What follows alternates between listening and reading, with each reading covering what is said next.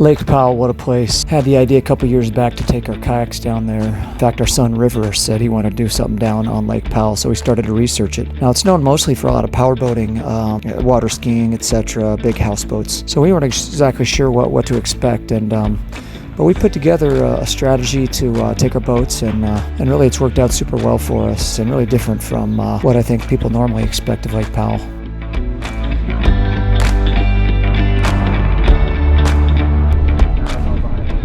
It's huge. I mean, it is a wall of concrete, unlike anything you've seen. I mean, you look up at it holding in all that water, it's a kind of a crazy sight. Boy, I tell you, it has some magic to it.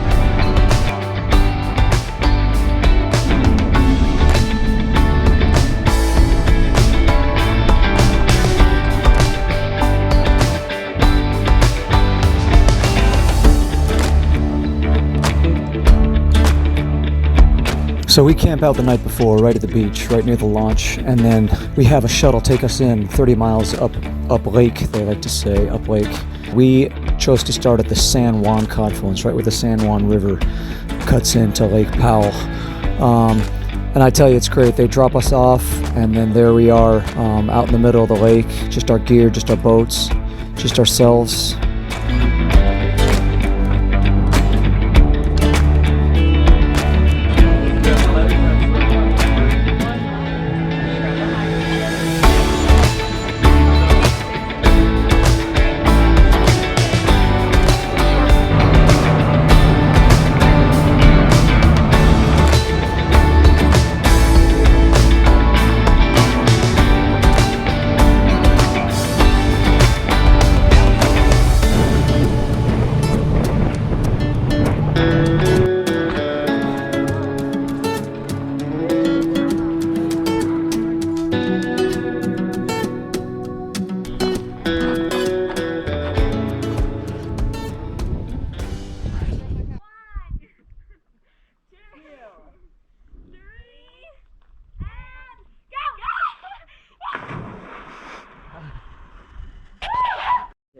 So we're self-supported. I don't know, not in the purest sense of the word. Obviously, we're getting shuttled in, so that's some support.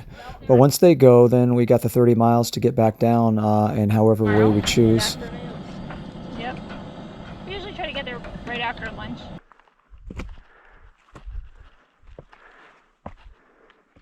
And yeah, it's out there. There's other boaters, there's folks. But definitely there's a sense of solitude and peacefulness.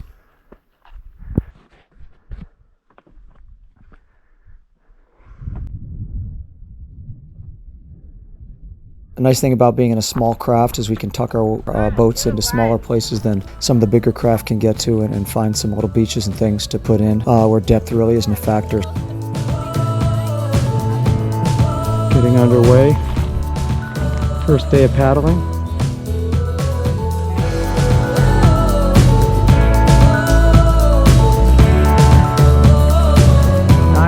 Doing good. It's about how we normally get out. UHF 16. But yeah, 16, and it's, let me check, hold on. No, it is VHS. It is VHF.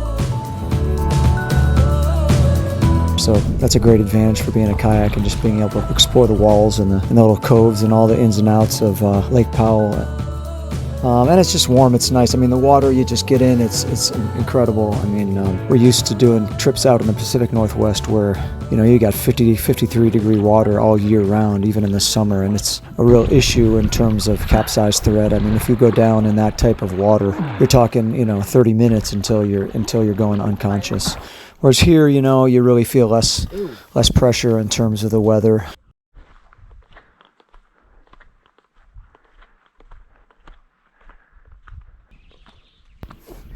Even having said that, though, what we didn't get much of last year, and then we got hit with it this year, is wind. Let's pick a heading, and then I'll get on it. Watch out, Riz. I'm going to cut through up to Tragan.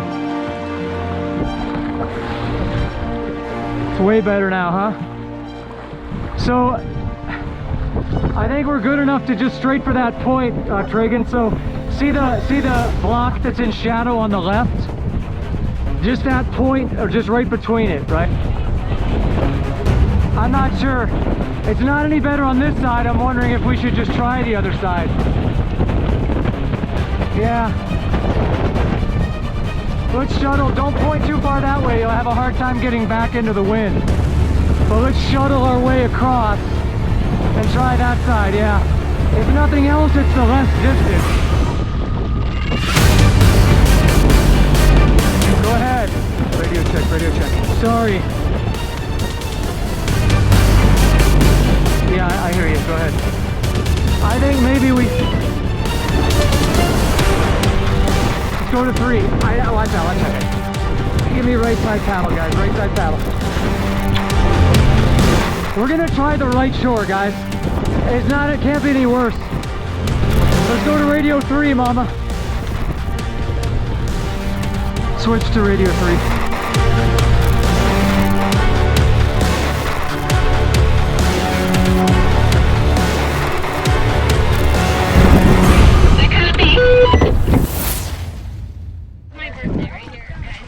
Yeah, I won't forget this one, that's for sure.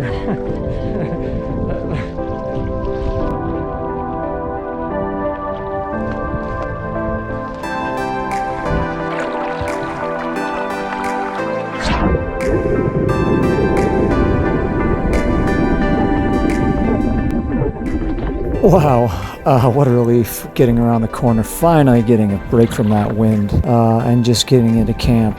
Oak Bay. That's one of the other things we really like about Lake Powell. You know, it's got so much shoreline, and unlike so many national parks now and campgrounds all over the country, boy, some of the real nice places you have to book months in advance and really be on top of planning, and kind of takes the spontaneity away from it. Whereas Lake Powell, you can camp anywhere, just unlimited.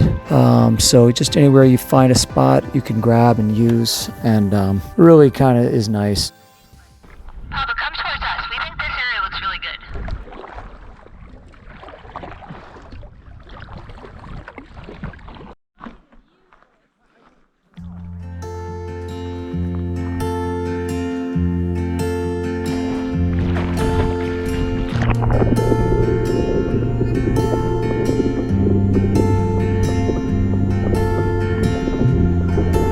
The shoreline does change from year to year, so really it's like a new adventure every time.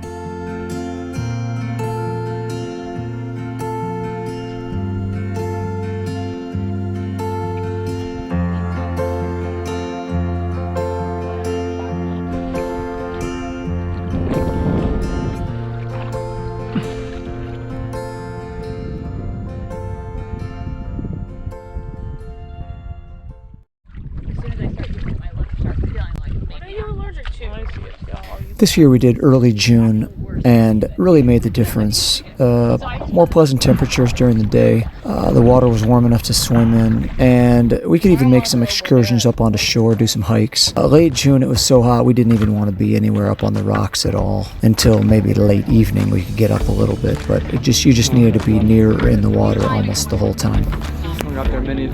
Looking over towards the Rainbow Arch opening where the buoy is down low on the water line. That's where the canyon goes into Rainbow Arch. Over the top there is Navajo Mountain.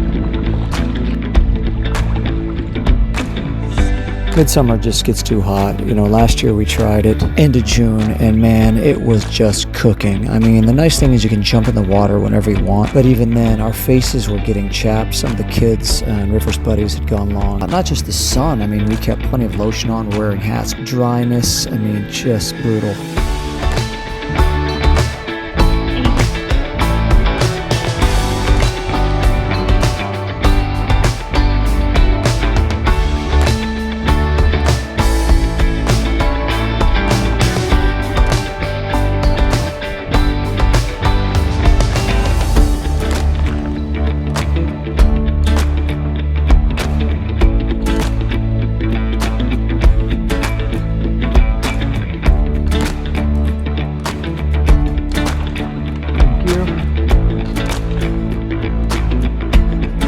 You start to get into a nice rhythm with the days. Up with the sun, down with the sun. That's like the top part of the skull. It doesn't really have a jaw.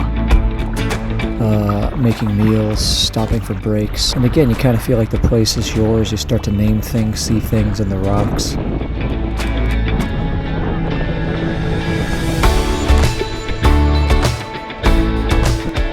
By the last few nights of the trip, you really feel a sense of accomplishment. You know, you've traveled down the lake, you've navigated, you've dealt with some adverse weather, found some cool spots, did a ton of swimming, cliff jumping, unlimited cliff jumping wherever you can find stuff. So it really ends up being a satisfying trip on almost all levels. And to be able to do it ourselves, there's that just extra sense of accomplishment.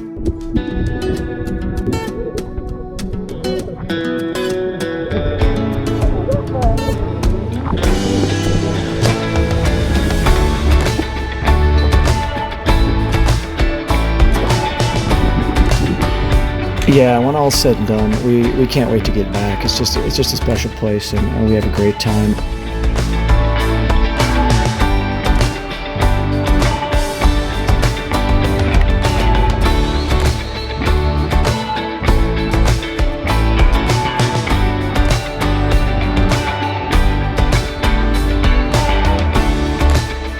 Well, that's about a wrap. Hey, I did not put a lot of details about some of the technical stuff and how he put together the food and kind of the logistics and even some of the route finding and map making kind of stuff that we did to plan out the trip and some of those resources. Definitely shoot me a message here at the bottom. Click like if you want, subscribe, etc. I don't put out a lot of content. It takes a lot of time for me. I'm kind of slow at it, but if you're interested in learning more about a particular piece of how we did it, that'd be great. This is just kind of an overview. Hopefully it might spark somebody's interest in the sport, sea kayaking with these longer touring boats and doing something similar.